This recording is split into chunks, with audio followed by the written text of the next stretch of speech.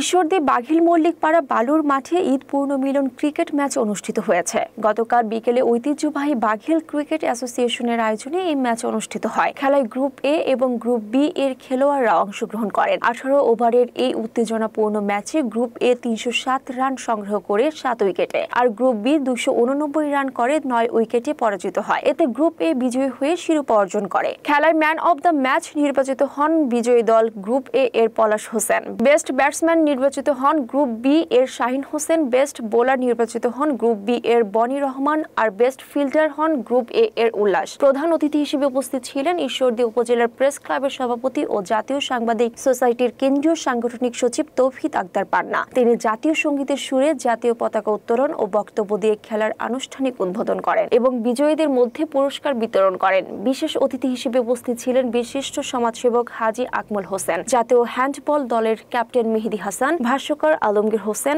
আমিরুল ইসলাম ও বিশিষ্ট ব্যবসায়ী আনিসুর রহমান। টান টান উত্তেজনাপূর্ণ এই খেলাটি উদ্বোধন থেকে পুরস্কার বিতরণী পর্যন্ত বিপুল সংখ্যক দর্শক, বিশেষ করে নারী দর্শকরা উপভোগ করেন।